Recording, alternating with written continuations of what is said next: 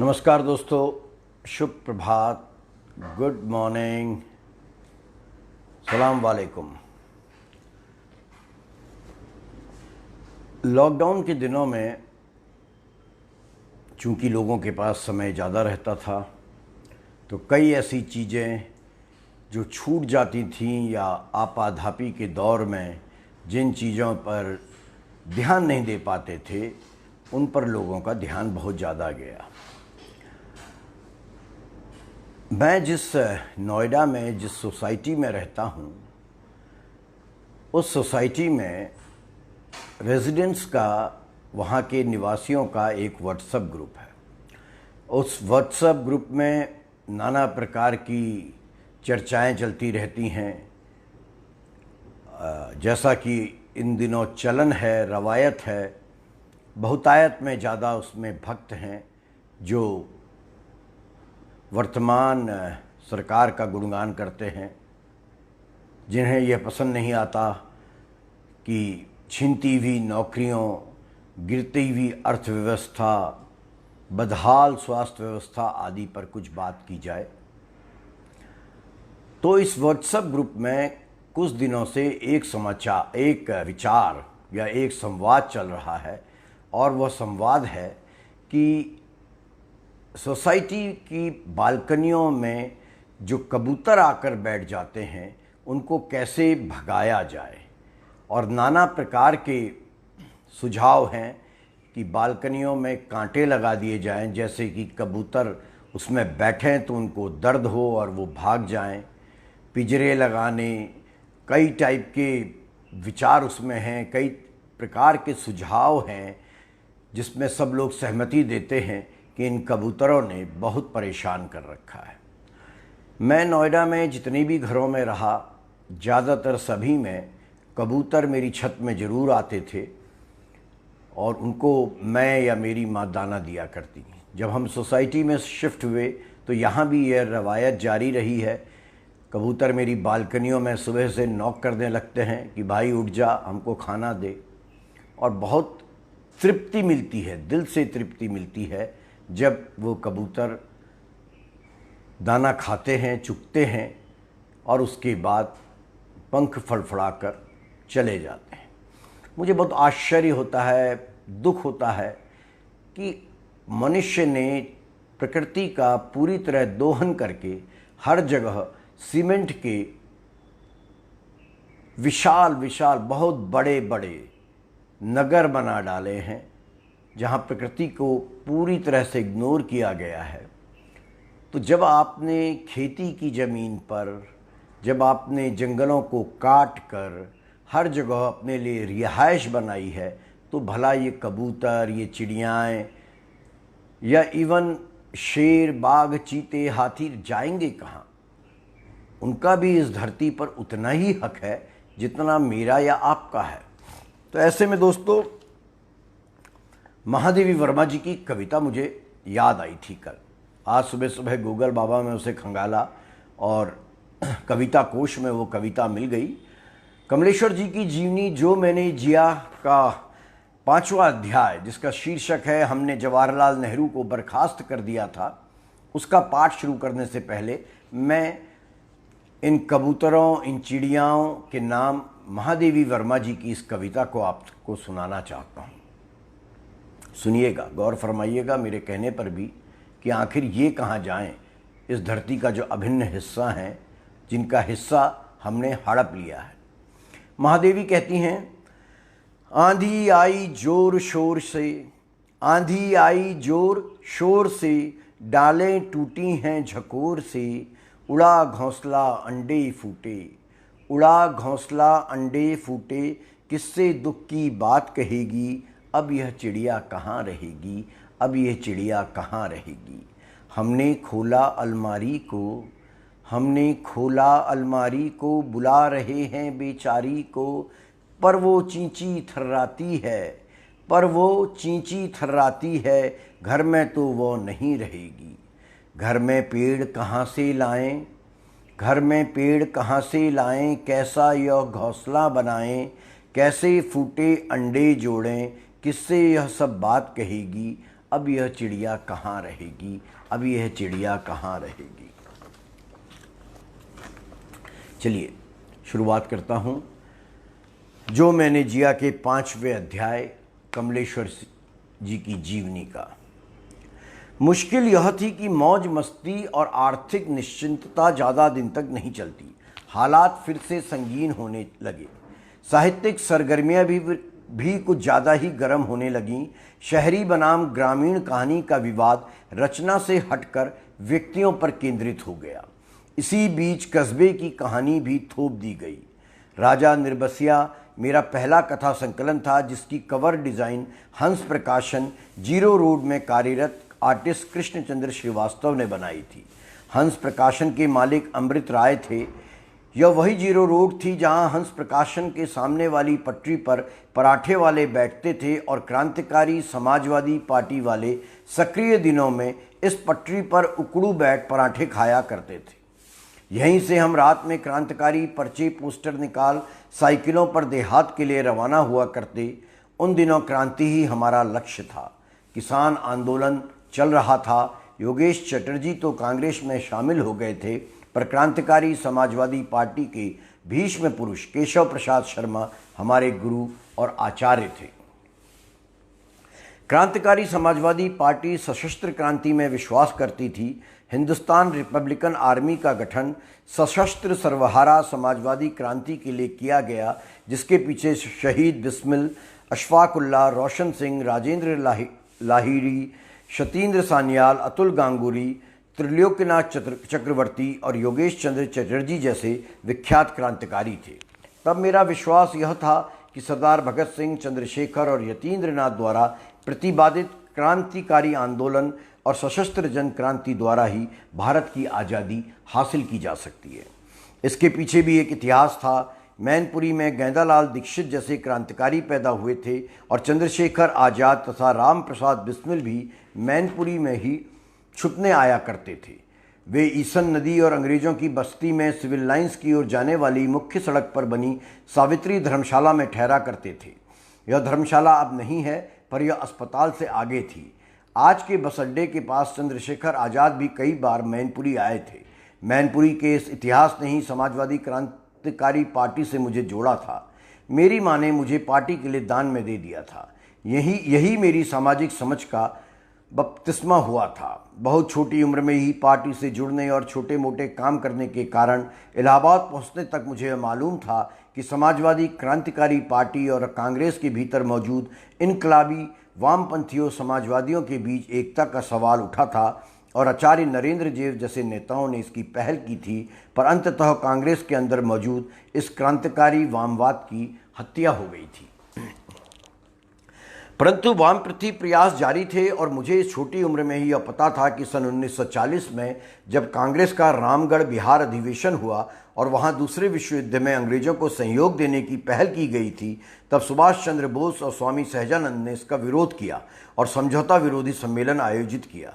यहाँ इसी सम्मेलन में तय किया गया कि साम्राज्य वाली विश्व युद्ध को भारत सशस्त्र जन क्रांति के रूप में रूपांतरित करेगा और जो भी बलिदान जरूरी होगा दिया जाएगा। इसी प्रतिज्ञा स्वरूप क्रांतिकारी राजनारायण मिश्र शहीद हुए थे। उन्हें इन्हीं प्रयासों के लिए दिसंबर 1944 में लखनऊ जेल में फांसी में चढ़ाया गया था। मुझे यह भी मालूम था कि लाला लाजपत राय ने मिस मेयो की पुस्तक मदर इंडिया तथा अयंगर ने फादर इंडिया पुस्तकें लिखी थीं। पंडित सुंदरलाल की जब्त पुस्तक भारत में अंग्रेजी राज को तब मैं एक पवित्र ग्रंथ की तरह अपने साथ रखता था, परंतु इस समय तक मैंने प्रेमचंद का नाम तक नहीं सुना था। मैं उन क्रांतिकारी पार्टी वालों के दिनों में हंस प्रकाशन के सामने पटरी पर बैठकर पराठे खाया करता, पर यह नहीं जानता था कि साहित्य क्या होता है, वह हंस प्रकाशन क्या था और प्रेमचंद कौन थे।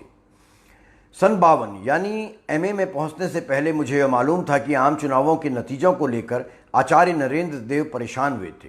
वे उन दिनों बनारस हिंदू विश्वविद्यालय के उपकुलपति थे और वे समाजवादी क्रांति को आवश्यक मानते और अपनी समाजवादी पार्टी के साथ क्रांतिकारी समाजवादी पार्टी को मिलाकर एक समाजवादी इनकलाबी पार्टी गठित करना चाहते थे, पर वह प्रयास सफल नहीं हो पाया और भारत का इतिहास संसदीय इतिहास की राह पर चल पड़ा था। यही तो इलाहाबाद का वह दौर भी था जब विश्वविद्यालय में और विश्वविद्यालय से बाहर हेमवती नंदन बहुगुणा और नारायण दत्त तिवारी मौजूद थे। विद्यार्थी नेताओं के रूप में और Chandrashekhar university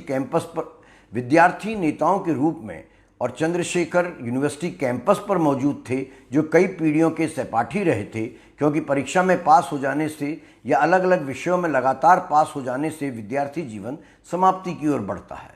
Makhanlal फोतेलाल Holland hall में थे, सुभाष कश्यप IAS, OP मल्होत्रा, वीर प्रताप, केदारनाथ सिंह, बलराम बरेरा, धर्मवीर गोस्वामी, आसिफ अंसारी जैसे प्रखर छात्र नेता चारों तरफ मौजूद थे।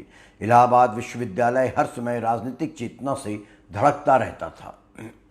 इन्हीं दिनों तत्कालीन अमेरिकी राष्ट्रपति रूजवेल्ट की पत्नी श्रीमती रूजवेल्ट भारत आई थीं। इलाहाबाद यूनिवर्सिटी यूनियन उस समय लगातार मार्क्सवादियों के हाथ में थी और हमारी छात्र यूनियन ने श्रीमती रूजवेल्ट को यूनियन में आमंत्रित किया था। उन्होंने आना स्वीकार किया। श्रीमती विजयलक्ष्मी पंडित उनके इलाहाबाद दौरे की सर्वसर्वा थी। श्रीमती विजयलक्ष्मी पंडित ने शायद यह सोचकर कि मार्क्सवादियों द्वारा छात्र यूनियन में श्रीमती रूजवेल्ट के साथ कोई अभद्रता ना की जाए, उन्हें सिर्फ सीनेट हॉल तक जाने दिया था, जहां विश्वविद्यालय की नौकरशाही ने श्रीमती रूजवेल्ट का स्वागत किया था। श्रीमती पंडित छात्र यूनियन का कार्यक्रम रद्द करके उन्हें आनंद भवन वापस ले गई थी। हम करीब 2000 छात्र श्रीमती रूजवेल्ट का इंतज़ार कर रहे थे।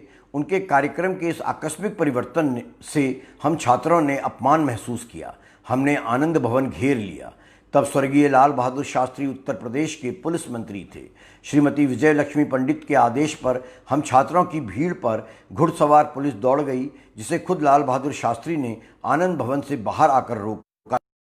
श्रीमती रूजवेल्ट ने आनंद भवन के छज्जे से यह दृश्य देखा और वे खुद फैसला लेकर हमारी छात्र यूनियन को संबोधित करने आई थी। श्रीमती पंडित के अभद्र व्यवहार के उत्तर में हमारी छात्र यूनियन की मीटिंग हुई और हमने प्रतिक्रिया स्वरूप विश्वविद्यालय छात्र यूनियन की मानद सदस्यता से तत्कालीन प्रधानमंत्री जवाहरलाल नेहरू को बर्खास्त कर दिया। बाद में श्रीमती विजयलक्ष्मी पंडित के सुझाव पर पंडित नेहरू ने तार द्वारा अपना त्यागपत्र भी भेजा, पर हम उन्हें तार मिलने से पहले ही बर्खास्त कर चुके थे। ऐसे उद्दाम और साहसपूर्ण थे वे दिन। इन्हीं और ऐसे ही अग्निकुंडों में मैं गला और ढला था। वैसे ही ज्वालामुखियों के दहाने पर बैठकर मैंने सामाजिक न्याय, आत्मसम्मान और आर्थिक न्याय के सपनों को जागती आंखों से देखा था। जागती आंखों से देखे गए सपने जब सच नहीं होते तो उनकी किरचें बहुत गड़ती हैं, दारुण दुख देती हैं। आखिर आदमी दुखों का कितना बोझ उठा सकता है, पर यह वैचारिक बोझ, यह दंश और अकुलाहट हमारा प्रतिकार मांगती थी। यह बार बार पुकारती थी कि विरोध करो, प्रतिरोध करो, इस व्यवस्था को बदलो, दोगली अर्थव्यवस्था में जीने से इनकार करो। पर कोई राजनीतिक रास्ता रह नहीं गया था। देश की संसदीय राजनीतिक प्रणाली ने मुझे शिखंडी बना दिया था। मुझे ही नहीं, सबकी शक्ति और प्रतिरोध की आवाज़ को बेसुरा बना दिया गया। मैं खुद को भारत की तत्कालीन मुख्यधारा से अलग पाने लगा था। तभी गंगा प्रसाद और शीतला सहाय श्रीवास्तव के संपर्क में मैं आया। गंगा प्रसाद श्रीवास्तव कवि थे, उपनाम था नलिन, और तब साहित्य नाम की चीज़ से मेरा पहला परिचय हुआ था। और तभी मैं जितेंद्र और ओम प्रकाश श्रीवास्तव की परिचय परिधि में आया था। तभी मुझे मिले थे मार्कंडेय और दुष्यंत कुमार परदेशी जैसे मित्र, ओंकारनाथ श्रीवास्तव, सूरत दास, सतीश चंद्र पांडे और अजीत कुमार जैसे सहयात्री। मैं तब 347 बादशाह मंडी में रहता था। गली के उस पार रहते थे रमानाथ अवस्थी। अतरसुइया में रहते थे धर्मवीर भारती और गोपी कृष्ण गोपेश। दारागंज में रहते थे युग प्रवर्तक कवि सूर्यकांत त्रिपाठी निराला। उधर हेटिंग्स रोड के आसपास श्रीपत राय, भगवत शरण उपाध्याय और अमृत राय, गंगा प्रसाद पांडे, महादेवी वर्मा और सुमित्रा नंदन पंथ रहा करते थे। इन सबके नाम मैंने सुने नहीं थे। साहित्य से मेरा औपचारिक परिचय तब तक नहीं था। उन दिनों रमानाथ अवस्थी, युक्ति भद्र दीक्षित, नर्मदेश्वर उपाध्याय, शांति मल्होत्रा, उमाकांत मालवीय और दुष्यंत कुमार जैसे कवि लोग गए कविता के सीमांतों पर सार्थक रूप से उपस्थित थे। शिवदान सिंह चौहान भी इलाहाबाद में थे। सच्चिदानंद, हीरानंद, वात्सायन तक प्रतीक निकाल रहे थे और रघुवीर सहाय एक प्रयोगवादी कवि के रूप में सामने आ रहे थे। सर्वेश्वर दयाल सक्सेना और विजय देव नारायण शाही तब अपनी प्रखर दृष्टि से कविता के क्षेत्र में मौजूद थे।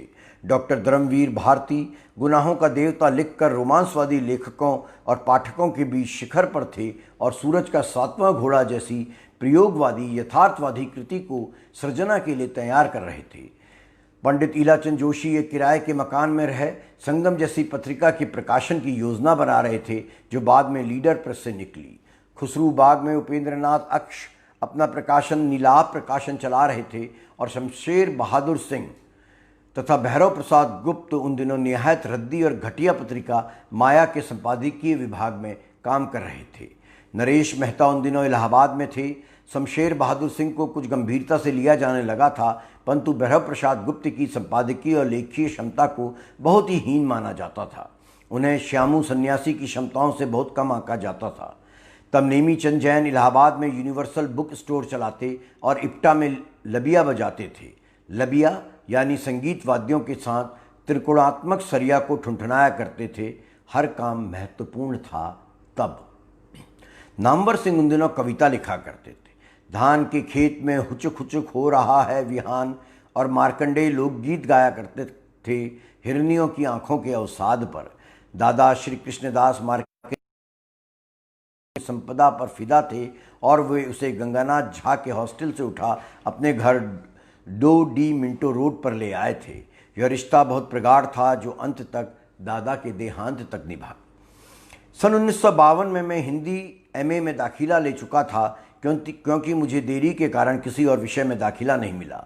अपना 1 वर्ष बचाने के लिए मैंने हिंदी में दाखिला ले लिया और जो दाखिला लिया तो फिर मैं हिंदी का ही बनकर रह गया। मैं शुरू से विज्ञान का विद्यार्थी था, पर हिंदी ने मुझे पहचान दी। यह पहचान विज्ञान नहीं दे सकता था। जिस मुख्य धारा से मैं विलग हुआ था वैचारिक स्तर पर, उसकी बराबरी में तब मुझे साहित्य की धारा मिली और मैंने प्रेमचंद के नाम को तब सन 1952 में पहली बार सुना, जब मैं हिंदी MA का छात्र बना। अपने राजनीतिक सपनों से हताश होकर मैं शायद कोई रास्ता ढूंढ रहा था। समाजवादी क्रांति का सपना संसदीय प्रणाली से विकास के रास्ते में तब्दील हो गया था और पंडित नेहरू देश के प्रधानमंत्री थे और मैं देश का सिर्फ एक अदना सा नौजवान 32 करोड़ आदमियों में से एक। अगर मुझे साहित्य का रास्ता ना मिलता, बड़ी गंभीर बात कमलेश्वर जी ने यहाँ लिखी है, अगर मुझे साहित्य का रास्ता ना मिलता तो शायद मैं आत्महत्या करता या किसी की हत्या करके फांसी पर चढ़ जाता। एक बार आत्महत्या करने में गऊ घाट के जमुना पुल पर गया भी था, पर वह प्रसंग कुछ दूसरा ही था। तब मैं किसान आंदोलन के सिलसिले में 19 दिनों की जेल काट नैनी जेल से निकला था। नाबालिग था, इसलिए मुझे जेल से छोड़ दिया गया। तब मैं नहीं जानता था कि कहाँ जाऊँ। सारे आंदोलन और क्रांति के सपने व्यर्थ हो चुके थे। किसान आंदोलन मर चुका था। हुआ यह था कि जेलर साहब राउंड पर आए। उन्होंने जब हम नाबालिगों को जेल में बंद देखा तो कानूनी मुसीबत आते देखी थी और चुपचाप यह आदेश दिया हमें फ़ौरन छोड़ दिया जाए। तब असिस्टेंट जेलर ने बड़े प्यार से हमें आज़ाद कर देने की खबर दी और नैनी जेल से शहर तक का रास्ता तब मुझे प्यार और पुचकार के साथ 6 आने पैसे देकर विदा किया, ताकि मैं रिक्शा में 16 आने यानी 64 पैसे हुआ करते थे। 1 आने का मतलब था 4 पैसे, 6 आने का मतलब था 24 पैसे, यानी आज की चवन्नी 25 पैसे। मौके का फ़ायदा उठाते हुए मैंने लाल मोहम्मद बीड़ी का एक बंडल मांगा था। वह मुझे माचिस सहित फ्री में मिल गया। फिर मैंने खूब देख समझकर मौके का और फ़ायदा उठाया। मेरे पास चप्पलें नहीं थीं, क्योंकि तब गिरफ्तार किया गया था तो पुलिस को चकमा देने के दौरान मेरी चप्पल इधर उधर छूट गई थी। अतः मैं नंगे पैर ही नैनी जेल में डिपॉजिट किया गया था। वहाँ मुझे पंप शू दिए गए, ऐसे पंप शू जो मैंने ज़िंदगी में कभी पहने नहीं थे। जेल से रिहा करते वक्त मैंने वह पंप शू भी मांग लिए। वे खूबसूरत पंप शू मुझे दे दिए गए। लाल मोहम्मद बीड़ी पीते और खूबसूरत पंच शू पहने तब मैं जमुना पुल पर आया था। 6 आने बचाने की खातिर मैंने रिक्शा नहीं लिया था। जमुना पर बाढ़ थी और जमुना पुल आकर मुझे लगा कि दुनिया तो बहुत बड़ी है और इतनी बड़ी दुनिया में मेरे रहने की कोई जगह नहीं है, और तब आत्महत्या ही एकमात्र विकल्प बचा था। जमुना पुल के एक खंभे पर उतरकर मैं बैठ गया। सोचा था छलांग लगाकर बाढ़ में उफनती नदी में कूदकर आत्महत्या कर लूँगा, पर ज़िंदगी तो बड़ी बेशकीमती चीज़ है। कायरता भी जीवन का एक महत्वपूर्ण संवेग है। मैं जमुना के खंभे पर उतरकर बैठ गया। जमुना की बाढ़ का पानी 2-3 फुट नीचे हाहाकार कर रहा था। पानी के छींटे मेरे ऊपर पड़ रहे थे। दूर गऊ घाट के तख्त बह गए थे। भीमकाय पुल पानी के वेग से थरथरा रहा था। आत्महत्या करने की हिम्मत नहीं पड़ रही थी। आखिर मैं उस चौड़े खंभे पर लेट गया। 20 हाथियों के पैर जैसा खंभा, जिस पर पुल उठाए लोहे के गर्डर और उनकी हाथ हाथ भर की लोहे की काली कीलें। पानी के अविराम शोर ने झपकी तक नहीं लगने दी और मैं कायर की तरह अपने जेल वाले पंप शू उठाकर लौट पड़ा था। वह कायरता साहस का ही तो एक दूसरा रूप थी। एक बार में मरना और लड़ते लड़ते मरना, दोनों एक ही स्थिति के दो पक्ष थे। मैं निहंग हो गया था और जब लौटा था तो पढ़ाई के सूत्र फिर पकड़े थे और तभी इलाहाबाद की धधकती साहित्यिक भट्टी की पहली आंच मुझे लगी थी और लगा था कि मन के प्रतिवाद को शब्द दिए जा सकते हैं। शब्दों की महत्ता और अर्थों की व्याप्ति को समझने की तब इलाहाबाद के साहित्यिक और सांस्कृतिक माहौल ने मुझे समझ दी थी। इलाहाबाद शब्दों का स्वर्ण महल है। इलाहाबाद की इमारतों के कारीगर उसके लेखक और कवि हैं। इलाहाबाद की गलियों में साहित्य सांस लेता है और हर दिन हर शाम इलाहाबाद सोचता हुआ सोता है और गुनगुनाता हुआ जागता है। यह शहर एक महावृक्ष है जिसकी शाखों में, नसों में ना जाने कितने रंग और कितनी वैचारिक धाराएं बहती हैं और पत्ते फल स्वतः खिलते रहते हैं। इलाहाबाद एक वरदान है, एक शाप है, एक चट्टान है। वह अर्धशुप्त ज्वालामुखी भी है और महासागर भी है जिसके वक्ष पर रोज एक सूरज उगता है। शब्दों और उसके बदले हुए अर्थों का नया सूरज, वाद विवाद, संघर्ष, संघात, संवाद और सृजना का यह तिलस्मी शहर मूलतः संवेदनाओं का शहर है। शब्दों की गंध और विचारों की सुगंध का शहर है। लेता रहा।